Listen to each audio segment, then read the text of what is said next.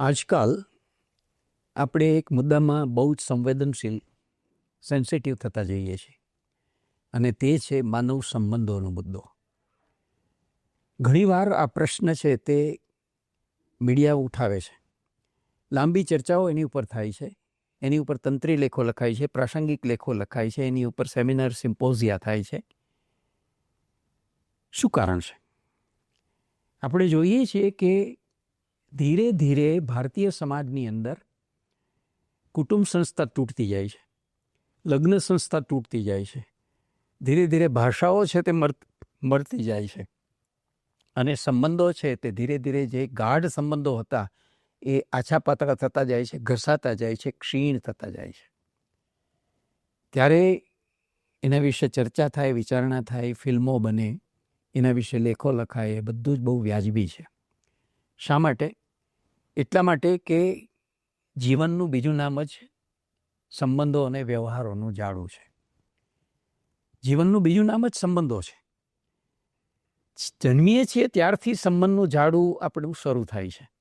આપણે કોકના પુત્ર હોઈએ છીએ, કોકની પુત્રી હોઈએ છીએ, કોકના આપણે ભાઈ હોઈએ છીએ, કોકના બહેન હોઈએ છીએ.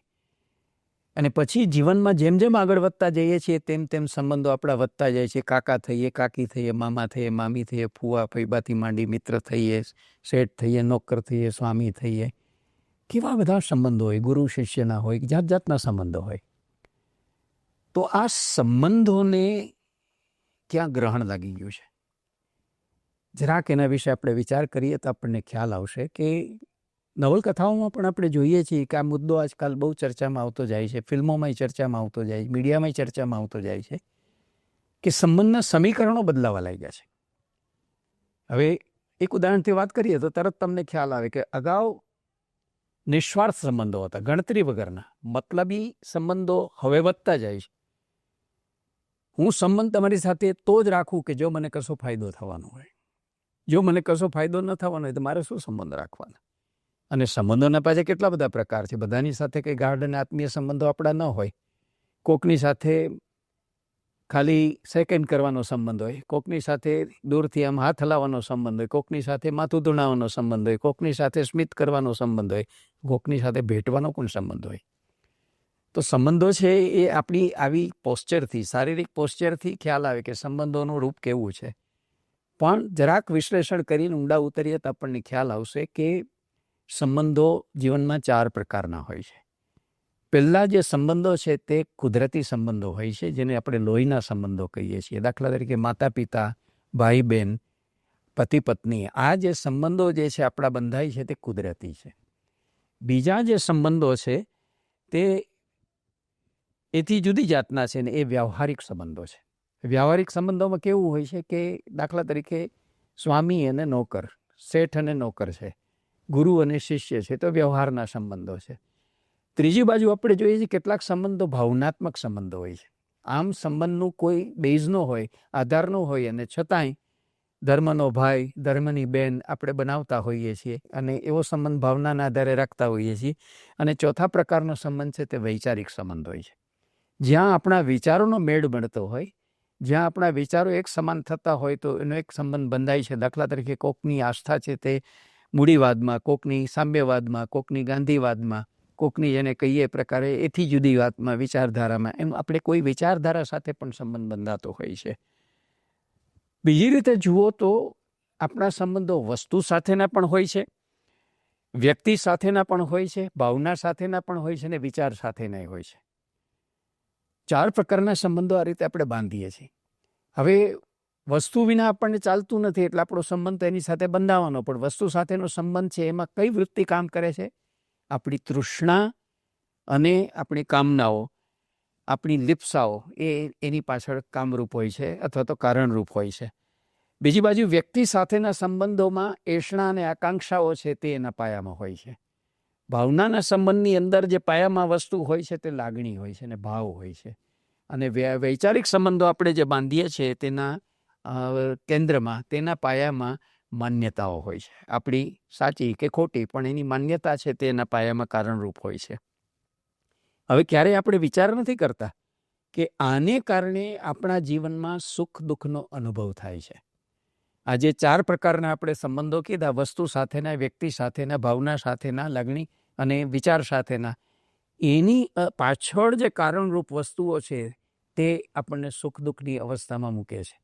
જો જેની સાથે સંબંધ છે તેના તરફથી પ્રતિકૂળ એવો પ્રતિભાવ મળે તો આપણને દુઃખ થાય છે, અને અનુકૂળ પ્રતિભાવ મળે તો આપણે સુખનો અનુભવ કરીએ છીએ. અને એટલે જ એમ કહેવાયા કરે છે, અને નવલકથાઓમાં બધું થીમ આવ્યા કરે છે, ફિલ્મોમાં અને સિરિયલોમાં થીમ આવ્યા કરે છે કે ભાઈ જીવનમાં વિષ અને અમૃત બંનેનો અનુભવ કરાવનારી કોઈ વસ્તુ હોય તો માનવ સંબંધો છે. આજે જેની સાથે અત્યંત નિકટના તમારા સંબંધો હોય, આત્મીય સંબંધો હોય, સંભવ છે કે અમુક વખત પછી એની સાથે તમારા સંબંધો સાવ ખતમ થઈ જાય, અથવા જેની સાથે બિલકુલ સંબંધ હોય એની સાથે એવો આત્મીય સંબંધ અમુક સમય પછી થઈ જાય કે તમને ખુદને નવાઈ લાગે કે આટલો વખત અમારો સંબંધ શરૂ કેમ ના થયો. તો આવી બધી જ પરિસ્થિતિ માનવ જીવનમાં ઊભી થતી હોય છે. તો સુખ દુઃખ એને કારણે આવે છે, જો આપણે સમજી જઈએ તો એ કારણો કયા છે? એ કારણો મેં કહ્યું કે એની પાછળ પડેલા મૂળભૂત વૃત્તિના કારણો છે. દાખલા તરીકે લિપ્સા અને કામના, તૃષ્ણા. વસ્તુની આપણને કામના હોય છે, તૃષ્ણા હોય, મારે આ તો જોઈએ જ, મારે ત્યાં આ વસ્તુ તો હોવી જ જોઈએ, મારે ત્યાં હોવી જ જોઈએ. ન મળે ત્યાં સુધી આપણે અજંપામાં રહીએ છીએ. આપણા મનને અને આપણા ચિત્તને એનો જંપ વળતો નથી, સાતા નથી વળતી. બીજી બાજુ વ્યક્તિ સાથેના સંબંધોમાં આપણા અંદર ગણતરી શરૂ થઈ જાય છે, સ્વાર્થની ગણતરી શરૂ થઈ જાય છે. આપણે એની પાસે અપેક્ષા રાખતા થઈએ. કઈ ઘડીએ આપણો નિસ્વાર્થ એવો જે સંબંધ છે તેની અંદર મમત્વ, મતલબીપણું, સ્વાર્થીપણું કઈ રીતે દાખલ થઈ જાય છે, અને આપણે ગણતરીમાં ઉતરી જઈએ છીએ, આપણને ખ્યાલ રહેતો નથી. અને આપણે અપેક્ષાઓ અને એષણાઓ રાખતા થઈએ છીએ કે મારી સાથે સંબંધ રાખવો હોય તો આટલું તો એને કરવું જોઈએ, મારા પુત્રે મારા માટે આટલું કરવું જોઈએ, પુત્રવધુએ આટલું કરવું જોઈએ, મારા મિત્રે આટલું કરવું, મારા નોકરે આટલું કરવું જોઈએ, વગેરે વગેરે. તો એષણાઓ અને આકાંક્ષાઓ છે તે પણ આ રીતે એના પાયામાં કારણરૂપ બને છે, અને એ પણ આપણા દુઃખનું કે સુખનું નિમિત્ત છે તે બને છે. અને એવી રીતે જે ભાવનામાં તણાઈને, ભાવના અને લાગણીમાં તણાઈને આપણે જે સંબંધો બાંધીએ છીએ એ પણ કેટલીક વખત જીવનમાં સુખ દુઃખનો અનુભવ આપે છે. અને વૈચારિક સંબંધોમાં જે મૂળ કારણ છે માન્યતાનું, એને કારણે કેટલીક વાર આપણી વચ્ચે સંઘર્ષ ઊભો થઈ જાય છે.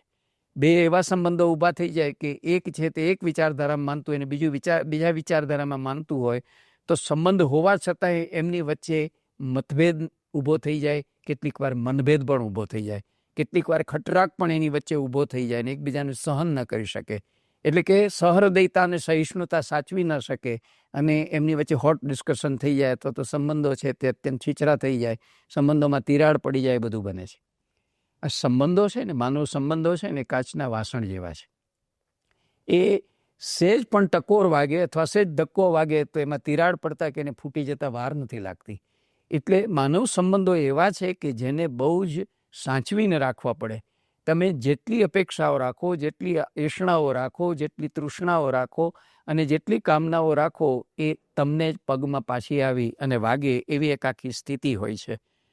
તો આમાંથી જો મુક્ત થઈ શકીએ આપણે, આમાંથી એટલે આ તૃષ્ણા, આ લિપ્સા, આ કામના, આ એષણા, આ આકાંક્ષાઓ, આ ભાવનાઓ, આ લાગણીઓ, આ ભાવો, આ બધામાંથી, આ વિચારોમાંથી જો મુક્ત થઈ શકીએ તો આપણને આપણા આ દુઃખના કારણો છે જીવનમાં ઘણા ઓછા થઈ જાય છે. પણ એ કેટલું બધું કપરું કામ છે, કારણ કે આપણું ચિત્ત છે તે વૃત્તિઓનું એક મોટું સરોવર છે, ને આપણામાં એટલી બધી વૃત્તિઓ પડી હોય છે કે આપણને સંબંધ વિના રહી નથી શકતા. જેમ જીવનમાં કર્મ વિના નથી રહી શકાતું, એમ સંબંધ અને વ્યવહાર વિના નથી રહી શકાતું, અને એટલે પછી આપણે સુખી દુઃખી એ થતા હોઈએ છીએ.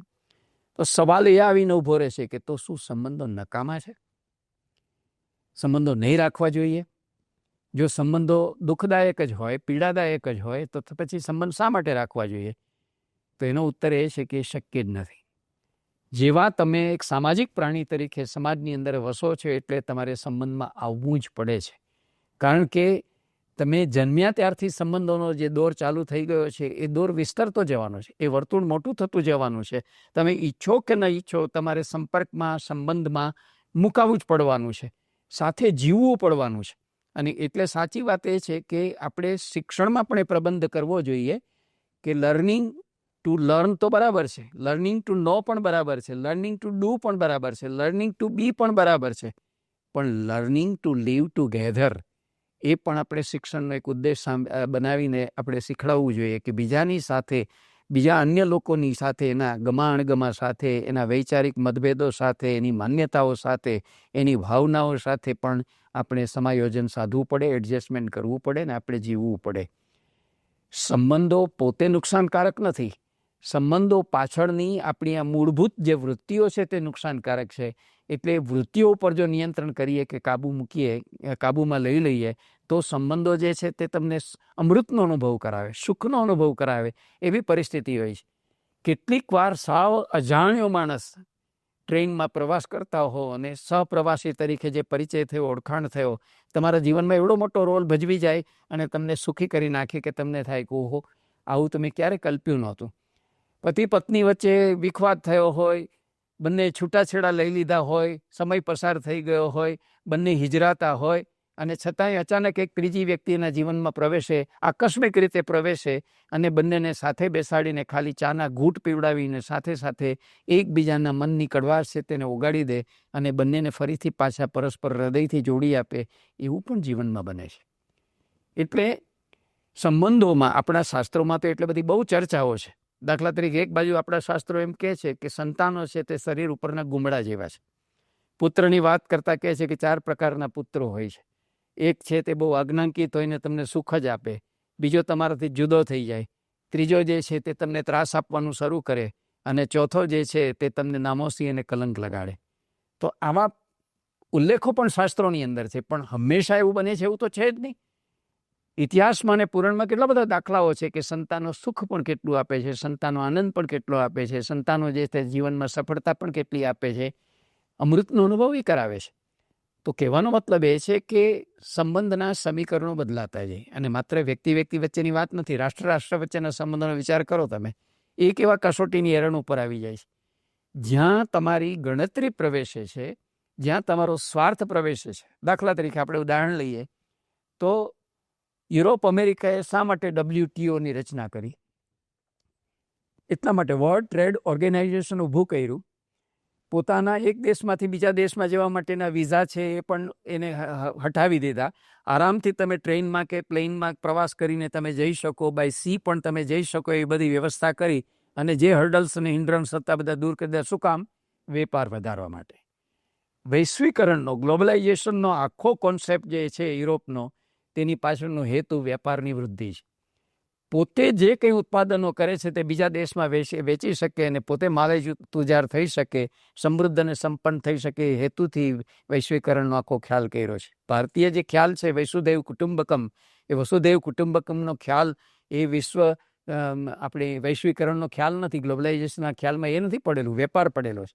અને એને જ કારણે અત્યારે જે પરિસ્થિતિ ઊભી થઈ છે, તમે જો દરેક દેશ અત્યારે જે ડામાડોળ અનુભવે છે જે પરિસ્થિતિ, કારણ કે કોઈ પણ એક રાષ્ટ્ર જ્યારે જમાદાર થઈને વર્તે અથવા સરમુખત્યાર થઈને વર્તે અને પોતાના કહેવામાં જ બધાએ રહેવું જોઈએ અને પોતાની નહીં તો એમની ઉપર વેપારથી અમે આમ કરીશું, વેપારથી તેમ કરીશું, એને પાયમાલ કરી નાખશું, એવી જે નીતિઓ અખત્યાર કરે છે, એમાંથી જ સંઘર્ષ, ક્લેશ, યુદ્ધો આ બધું ઊભું થતું હોય છે. તો માણસ કઈ રીતે સંબંધને લે છે, પ્રજા કઈ રીતે સંબંધને લે છે, એના ઉપર માણસના સુખ દુઃખનો આધાર હોય છે. બાકી સંબંધો પોતે ખરાબ વસ્તુ નથી. સંબંધ છે તો એકબીજાના હૃદય સુધી જોડવાનું છે. એટલે આપણે એક શાયરે સરસ રીતે એક શેરની અંદર વાત મૂકી છે, કહે છે કે ન ધરા સુધી ન ગગન સુધી, આપણે તો જવું હતું બસ એકબીજાના મન સુધી. જો જીવનમાં સુખી થવું હોય, જીવનને આનંદિત કરવું હોય, જીવનમાં અમૃતનો અનુભવ કરવો હોય, તો તમે એકબીજાના મન સુધી પહોંચવાનો પ્રયત્ન કરો. તો સંબંધ છે તે અમૃતની જ પારાશીશી છે.